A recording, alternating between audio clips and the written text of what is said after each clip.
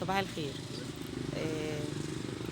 المفروض ان هو البنت الصغيره اللي احنا لسه كنت عامله عليها فيديو، اللي هي في 6 ابتدائي. انا مش عارفه، هو الظاهر السنه ماسكه بتوع 6 ابتدائي، يعني غالبا احنا المفروض ننتبه للسن ده.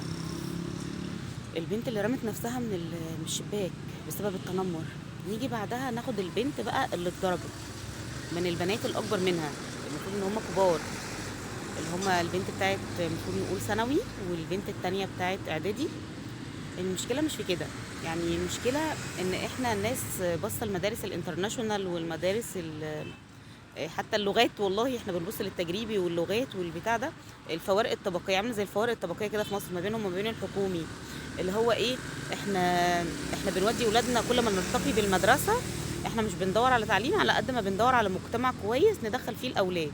يعني احنا بندور على المجتمع اللي هو الفئة الكويسة، اللي انا اكون مطمنة فيها على ابني عشان ما يحصلوش اي مشكلة. فانا بعلي في المدرسة علشان خاطر ان انا اكون مطمنة نفسيا على الولد، وان المجتمع اللي يكون حوالين ابني يكون كويس. فمن الواضح ان كل ده طلع فنكوش، ده طلع مش موجود اصلا. يعني بسبب الحادثة اللي حصلت، او الحادثتين اللي حصلوا كده اللي المفروض الاسبوع اللي فات، لا ده كده كله في البطيخة. مفيش الكلام ده بقى. وبعدين المشكلة اللي حصلت في المدرسة اللي هي المفروض اللي هي الانترناشونال دي، هي مدرسة المفروض كبيرة ويعني حاجة، يعني وبعدين في مكان المفروض ان هو المستوى الاجتماعي بتاعه هاي شويتين تلاتة. فيعني ان الاولاد اللي في المدرسة دول طالعين من بيئات المفروض ان هي، يعني احنا بنهتم بالتربية، بنهتم بالتمارين، بنهتم بالتعليم، بدليل ان احنا صارفين ومكلفين، احنا دافعين. فمن الواضح ان ده طلع صورة قشرة، ده مش موجود. وبعدين بقى البنت الصغيرة اللي اتضربت، اللي هي المفروض نقول 12 سنة، دي صغننة، دي لسه ما فيش يعني. البنت اللي كانت بتضربها بقى الكبيرة دي كانت بتضرب، مش بتضرب، مش واحدة بتضرب، لا ده بتضرب بغل بعنف. يعني حتى الولد بيشيلها كده بيحجز كده، هي طلعت رجعت لورا وقامت شاتمة بقى، وقامت راجعة تاني مكملة بقى بالرجل بقى، هي مش طايلة بالايد فمكملة بالرجل. فده ضرب غل، ده ضرب مش وليد لحظة. يعني انا عن رأيي انا لما شفت اتفرجت على الفيديو كذا مرة، لا هو ده مش وليد لحظة، او مش وليد زي ما هم بيقولوا ان البنات اصل بصت لنا بقرف لا لا، ده ما اعتقدش. لا لا، هو في حاجة ما بين البنات، وهي يعني هم متغاظين، وهي البنت دي كانت هتتضرب. احنا مشكلتنا بقى كمان دلوقتي في البنت اللي اتضربت دي. طب احنا هنعالجها، نعالج وشها اللي اتكسر، ونعالج الارتجاج، ونعالج تقطيع فروة الشعر. طيب تمام، طب نفسيا بقى، يعني احنا لو عالجنا ده مثلا نقول في 6 شهور، طب نفسيا البنت دي محتاجة دعم نفسي، ومحتاجة تغير المدرسة، ومحتاجة المجتمع كله اللي حواليها كده، ده كله ده المفروض ان هو يتغير، لان هي الصدمة، وان هي حست ان هي اتهانت. غير كده وكده ان هي هتفقد الثقة في اللي حواليها، ان انا محدش دافع عني. اللي هو عارف انت، اللي هو ابنك يجي يقولك ده مش عارف مين زعق لي في الشارع، ليه يا ابني هو الشارع كان فاضي؟ لا، ليه يا بنتي المدرسة كانت فاضية. ناهيك بقى عن ان انت مثلا فين السكيورتي اللي كان في المدرسه، فين المشرفين، فين المدرسين؟ انتوا كنتوا ساعه الانصراف كله كان بيمضي مثلا ولا ايه؟ انا مش فاهمه برضه، يعني الناس دي كانت فين؟ مغيبين ولا ايه؟ يعني كانت ساعه انصراف، المفروض ساعه الانصراف دي ان هو في توزيع بقى للاشراف، يعني في حد على البوابه، في حد على كده. يعني احنا الناس دي كانت فين؟ انا الناس دي كانت نايمه غالبا يعني، او كلهم كانوا متجمعين عند الامضه بيمضوا، والبنت دي كانت بتتضرب. تاني حاجة، الأولاد اللي كانت بتصور. لسه كنت بتكلم مع أولادي امبارح، أنا كنت بقول لهم انتوا إيه رأيكم، ليه مفيش ولد دخل رمى نفسه على البنت، إن هو حضنها كده بحيث إن البنت لما تضرب تضرب فيه هو، يعني ده أبسط الأمور، وولد تاني يشد.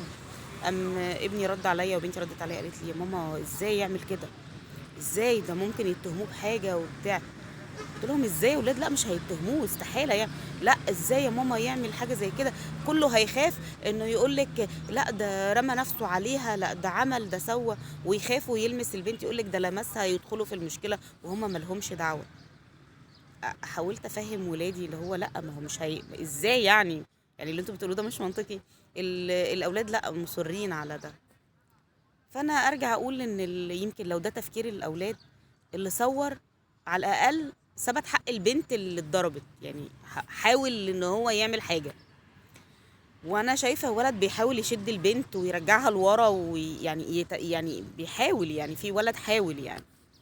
والباقي وقف قال لك احنا ما هندخل الخناقه هتكبر هنضرب في بعض تقريبا، او العيال دي خافت. انا مش مع فكره ان الاولاد تتعاقب اللي صوروا، بصراحه انا مش مع الفكره دي خالص. لكن ان البنت بقى اللي ضربت هي واختها الفصل النهائي دي، اه تمام دي حلوه. ما هو بس احنا لو احنا طبقه عاليه في المجتمع ومعانا فلوس، فهنطلع نتعلم بره. فدي بالنسبه لي مش حاجه. هي هتطلع بفلوس بابا، احنا هنطلع نتعلم بره. اللي انا شايفاه واللي الموقف اللي المفروض يتاخد، لا احنا نمشي قانوني بقى. يعني ده خلاص، ده الشق التعليمي وكده، لا احنا نمشي قانوني. وحق البنت دي لازم يجي، والبنت دي تدخل لو ليها احداث تدخل تتعاقب، لو فيها سجن تتسجن. وده رادع للعيال كلها اللي طالعه. وعلى فكره الاولاد اللي في ثانوي دول ما عادوش عيال. يعني انا بشوف اصلا ان العيال اللي في اعدادي دول مش عيال، مش عيال خالص. يعني هما دول ناس كبيرة، بس هما متنكرين. يعني هما عاملين نفسهم متنكرين في أجسام صغيرة، لكن هما مش أطفال، لا. هما بتفكيرهم ده. اصل بصيت لك ايه؟ ده انت ناقص تقولي اتكيت لك على السين. بصيت لك ايه؟ وايه الالفاظ؟ ايه بصيت لك؟ بصيت لي فانا عجنتها.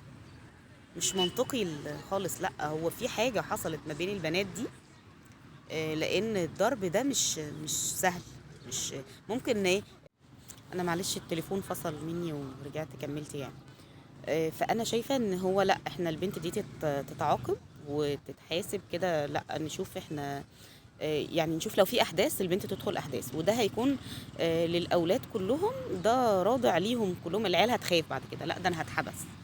يعني انا حتى لو انا ذو سلطه او ذو مركز، فانا لا، انا في عقاب. فربنا يصبر البنت ويصبر مامتها، لان هي البنت هتحتاج علاج نفسي كتير جدا، انا شايفه كده يعني، غير العلاج اللي هي فيه يعني. وربنا يصبر مامتها، وربنا يعينها، وربنا ينصرها، ويا رب تاخد حقها. يا رب تاخد حقها فعلا يعني. وتاني ربوا ولادكم. ربوا ولادكم يا جماعه. والله هي مش فكره ان انا اهتميت من بره كده بالقشره بالمظهر وبالنادي وبالمدرسه وبتاع. لا، في بقى ربي. احنا نربي، نحط قواعد، نحط ازاي نتصرف في الحاجه الفلانيه، ازاي اعمل كذا، ازاي اسوي كذا. فلا احنا نربي، نهتم بقى شويه، نهتم شويه، عشان احنا الموضوع كده بيفلت مننا، واحنا اللي هنشرب في الاخر، عشان العيال اللي طالعه دي هي هي اللي هتمسك البلد بعدين. فاحنا كده بنسلم رقبتنا لناس مش مش قد المسؤوليه. يلا، سلام عليكم.